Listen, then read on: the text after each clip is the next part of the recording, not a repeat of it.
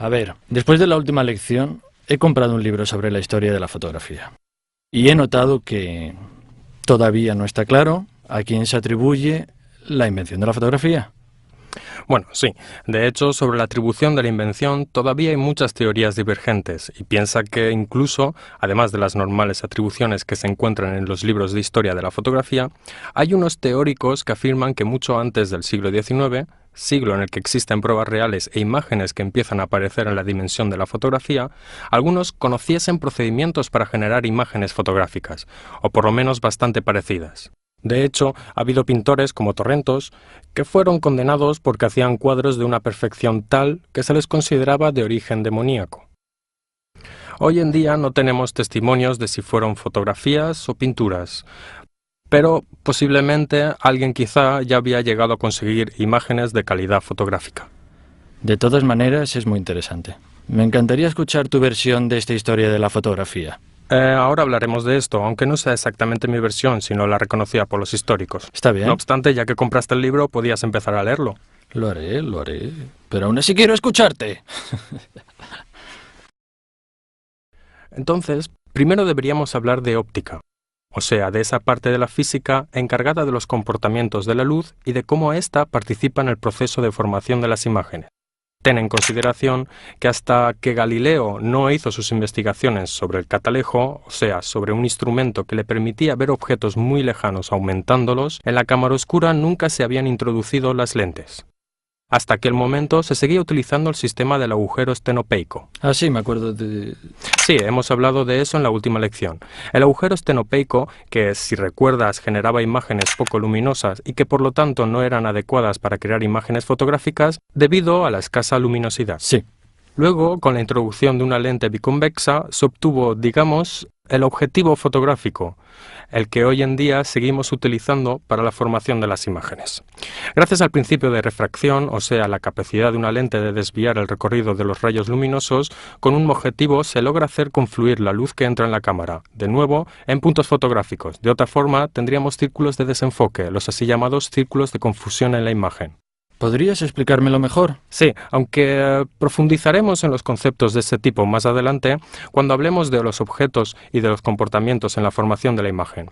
De momento es suficiente que sepas que la lente introducida en una cámara oscura permite mejorar los defectos que tenía la imagen estenopeica. Profundizaremos más en ello en las próximas lecciones. Pero pasemos ahora al corazón del tema, es decir, una vez que se encontró la manera de formar la imagen, el verdadero problema fue el de grabarla. Y aquí hay unos cuantos conflictos sobre la real atribución de la primera fotografía. En efecto, eso es lo que he leído. Sí, habrás leído que existen tres personajes, principalmente, que reivindican la paternidad de la invención fotográfica. Así es.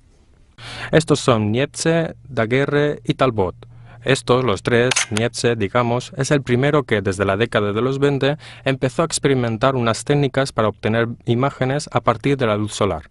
En realidad, eran muy lejanas a las fotos a las que estamos acostumbrados hoy, porque todo eso nacía de una placa metálica en la que aplicaban betún de Judea, que, una vez expuesto al sol, se endurecía en las partes incididas por la luz. Luego rascaba las partes que permanecían blandas y conseguía así una imagen, digamos, parecida a la fotografía. El problema era que los tiempos para sensibilizar este material eran muy largos. Se necesitaban exposiciones que podían llegar hasta 8 o 9 horas. Su primera fotografía es muy famosa, realizada de hecho en el patio de su casa, donde se ve que las sombras de los edificios completan el arco entero, porque la exposición duró todo un día y las sombras se movieron a lo largo del patio. Seguramente la viste. Sí, en todos los manuales se reproduce esta imagen. Realizados sus primeros experimentos que llevaron a esta imagen, en 1826 entró en contacto con un parisino, Louis-Jacques Mandé Daguerre, con el que firmó un acuerdo para seguir con sus estudios y orientarlos más en el sentido fotográfico. Pero pocos años después, Niepce murió y, digamos, en el acuerdo le sucedió su hijo. Así que la invención fue llevada a cabo por Daguerre, junto al hijo de Niepce. Hasta tal punto que a los pocos años, dado que el hijo había sido de poca ayuda, Daguerre pidió el derecho a llamar a esta nueva invención daguerrotipos, en cuanto su parte en el estudio de la evolución había prevalecido. Respecto al método utilizado por Niepce, hubo una evolución porque Daguerre, en cambio, utilizaba placas de plata, que eran sensibilizadas exponiéndolas a los vapores de yodo. Se creaba así, en la superficie, un compuesto, el yoduro de plata, que actualmente se sigue utilizando como sal para obtener fotografías. Y que una vez expuesto a la luz, este yoduro se transformaba en plata metálica negra. Pero se trataba de imágenes que, debido a su soporte, la placa de metal, no podían ser reproducidas. No eran como los negativos a los que estamos acostumbrados hoy en día. Eran piezas únicas y, entre otras cosas, para ver las imágenes había que ponerlas bajo la luz de un determinado ángulo para tener un efecto de autopositivo. El procedimiento fotográfico que más se acerca al que utilizamos actualmente, sin embargo, se atribuye a un inglés, Talbot, quien, cuando en 1931 Daguerre patentó su invención ante los académicos de París y la registró, una vez escuchada la noticia, sacó algunos experimentos suyos que incluso se remontaban a años atrás, pero que hasta aquel día nunca había publicado. Distintamente de Daguerre, él no utilizaba placas de metal, sino hojas de papel, que se desensibilizaban con una emulsión de sales de plata muy parecida a la que utilizamos ahora, y que producían imágenes directamente en negativo, un negativo de papel llamado calotipo, el cual permitía reproducir más copias de la misma imagen porque luego este negativo, puesto en contacto con otras hojas sensibilizadas y haciendo pasar la luz por transparencia, originaba una serie de positivos. Digamos que gracias a Talbot tuvo inicio la reproducibilidad de la fotografía. Ya no eran piezas únicas, sino imágenes que se podían utilizar en particular en las editoriales o bien para reproducir más copias. Pero una pregunta. Niepce murió. ¿Murió antes? Sí. ¿Y entonces? ¿Pero cuánto? En tu opinión, ¿cuánto de todo este procedimiento se le puede atribuir? Pues quizá sin sus primeros experimentos no se habría llegado a la fotografía. Aunque en realidad el procedimiento de Daguerre se aleja mucho, pero parte igualmente del principio fundamental de sensibilizar una placa de metal y exponerla a la luz, que Niepce había puesto en práctica por primera vez. Entonces hemos llegado a la fotografía tal como la conocemos hoy. Sí, estamos muy cerca. También ha habido otros pasajes en esta evolución. Antes que todo, se ha trabajado para mejorar los soportes. Así del negativo en papel pasamos a los negativos transparentes, antes placa de vidrio y luego película. Una evolución ulterior tuvo lugar en el formato de la película utilizada. Desde las cámaras de finales del siglo XIX, que exponían fotografías sobre grandes placas de película y que por tanto permitían una sola toma. Hemos pasado con Kodak, que introdujo las primeras cámaras que utilizaban películas en rollo o aparatos mucho más ágiles, puesto que permitían disparar más fotos en el mismo rollo sin sustituir la película cada vez. ¿Esas con una toma solo eran aquellas con el telón negro donde el flash explotaba? Sí, esas luego llegó la película en rollo, que permitía agilizar las operaciones y se dieron más pasos adelante para la búsqueda de aparatos cada vez más pequeños y cómodos para llevarlos encima. Un eslabón importante fue la introducción del formato 35 milímetros. ¿Por qué 35 y no 40, 50? ¿Por qué? Primero, porque el 35 es la dimensión de la altura de la tira de película, y luego porque este formato es de derivación cinematográfica, prácticamente la película que se utilizaba en las cámaras de cine de esa época. Se utilizó por primera vez en fotografía con la introducción de los aparatos Leica, que, aprovechando el sistema de arrastre de doble perforación de la película cinematográfica, de hecho, utilizaba un formato notablemente más pequeño de los utilizados en la época, pero más cómodo de llevar y más inmediato para fotografiar. Las Leicas son aparatos que tienen un sistema de enfoque de telémetro, y una evolución ulterior ocurrió en cambio con los aparatos de sistema reflex. Así que, ¿qué diferencia hay entre telémetro y reflex? Pues profundizaremos en estos temas más adelante. De momento es suficiente que sepas que son dos sistemas distintos para enfocar las imágenes, sobre todo cambia el modo de visión a través del visor de la cámara fotográfica. Con la reflex, que entre otras cosas fue inventada en Italia, con los primeros modelos de Rectaflex, se tiene una visión de la imagen que realmente nuestro objetivo está encuadrando, cosa que hasta entonces no era posible con las máquinas utilizadas con película en rollo. Lo entiendo. Bien. Luego, la evolución en orden temporal ha sido la fotografía digital, en que la película ha sustituido con un sensor CCD capaz de revelar la imagen. Pero esa ha sido una revolución que tiene más que ver con el sistema de grabación de la imagen. La cámara sigue siendo la misma que con el sistema reflex. De todas maneras, no te preocupes por estos aspectos porque los trataremos en profundidad en las próximas lecciones. Bien. Bueno, Hasta ahora hemos hablado de cámaras en general, pero ¿te acuerdas que te dije que compré una reflex buenísima? ¿Podrías explicarme un poco las distintas partes, cómo funciona? Sí, mira, todas las cámaras están constituidas esencialmente por los mismos componentes fundamentales, que son el objetivo, que tiene la función de capturar la luz, la cámara oscura, a la que pasa la luz, y el soporte, sobre el que se formará la imagen. Empecemos por analizar el objetivo. El objetivo es un conjunto constituido por muchas lentes, en el interior de un barrilete, y sirve para recoger los rayos luminosos del exterior y hacer que confluyan nuevamente en un punto. En el objetivo se encuentra el helicoide, que es un dispositivo que sirve para alejar o acercar las lentes de la película. Ajustando a esta distancia, tenemos la posibilidad de enfocar la imagen precisamente sobre el plano en que se encuentra la película o el sensor CCD. Otros componentes importantes, si te acuerdas, ya los hemos mencionado, son el diafragma y el obturador. Exacto, sí. Entonces, el diafragma se encuentra en el interior del objetivo mismo y es un anillo formado por varias laminillas. Podemos ajustar el diámetro de este diafragma y mediante este ajuste decidir cuánta luz dejamos penetrar en el interior de la cámara fotográfica. Generalmente, los valores son indicados en el anillo del objetivo, o también los podemos ajustar en el cuerpo de la cámara fotográfica. Los valores siguen una escala estándar y generalmente son 1, 1 y 4, 2, 2 y 8, 4, 5 y 6 y subiendo. Vale, ¿por qué no hay valores intermedios? Pues en realidad los valores tradicionales son estos, porque en las cámaras mecánicas solo se podían configurar estos valores. En las cámaras más actuales eléctricas se pueden configurar también valores de apertura intermedios. De todos modos, la escala fija se representa con estos valores. Considera que a valores bajos corresponde una gran apertura del diafragma y por tanto dejaremos entrar más luz en el interior de la cámara, mientras que a valores numéricos altos corresponde una apertura del diafragma más reducida. Entonces, yo qué sé, con un diafragma 22 pasará mucha menos luz que con un diafragma ajustado a una abertura f4, por ejemplo. Vale. Otro dispositivo, el obturador, a su vez sirve para establecer cuándo dejar entrar la luz en el interior de la cámara fotográfica y por cuánto tiempo dejaría actuar. También para el obturador hay una escala de valores que podemos ajustar en la cámara fotográfica y está expresada en fracciones de segundo.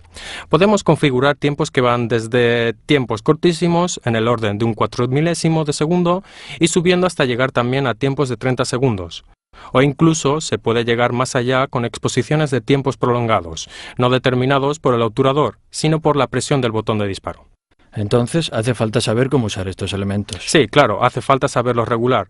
Ten en cuenta que la interacción entre el tiempo de obturación y la apertura del diafragma establece la exposición que hay que darle a la foto, pero de esto ya hablaremos. Bien. Otra cosa que hay que recordar cuando se mira a una cámara es el sistema de visión que ésta utiliza. Existen distintos tipos. Vamos desde el sistema reflex al del telémetro o a un simple visor del tipo galeniano. Eso, podrías empezar con el reflex, que es la cámara que yo tengo. Sí, además el sistema reflex es el más difundido. Se le llama así justamente porque en el interior del cuerpo de la cámara hay un espejo inclinado a 45 grados. La luz, entrando en el objetivo, sigue de esta manera un recorrido que incide contra el espejo y lo devuelve arriba hacia el pentaprisma, que se sitúa en la parte superior de la cámara. El pentaprisma, de vidrio, a través de sus caras inclinadas, recoge esta imagen y la hace girar, volcándola de manera que llega a nuestro visor así, recta, como la vemos en la realidad, y como saldrá en nuestra imagen fotográfica. Pero eso conlleva que al movimiento del disparo algo deberá modificarse en este recorrido, de lo contrario la luz no podría alcanzar la película. Y es así que de hecho, cuando presionamos el disparador, el espejo se levanta, por un breve instante, nuestro visor se oscurecerá y la luz llegará a incidir directamente en el soporte para ser grabada. Este sistema es muy práctico porque nos permite ver realmente lo que estamos encuadrando, tanto desde el punto de vista de la composición como del de los planos de enfoque, así que podemos intuir qué está en foco y qué está fuera de foco y a qué nivel de desenfoque. ¿Y los demás sistemas qué? Bueno, verás, las cámaras de telémetro, por ejemplo, para enfocar, utilizan dos imágenes que nosotros vamos a sobreponer en nuestro visor. Estas imágenes proceden de dos ventanillas colocadas a los lados del objetivo. Pero este sistema conlleva que nosotros no veamos lo que realmente está observando la cámara a través del objetivo, sino que tengamos una visión que está fuera del eje respecto a aquella real de nuestra óptica. Eso genera dos problemas operativos.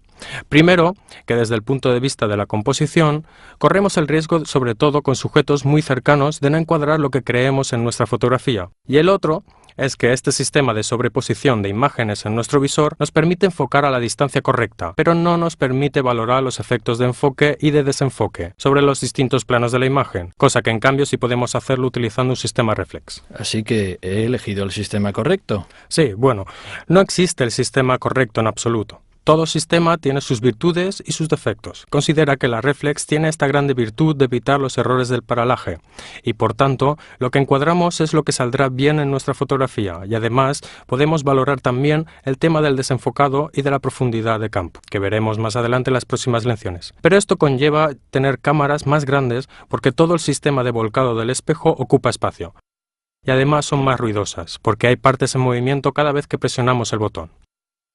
En las cámaras de mitelémetro, en cambio, tenemos la gran ventaja de limitar el tamaño y de operar de manera más rápida y silenciosa, aunque con los defectos de que hablábamos antes. O sea, el telémetro, ¿qué tipo de uso se hace de ese sistema?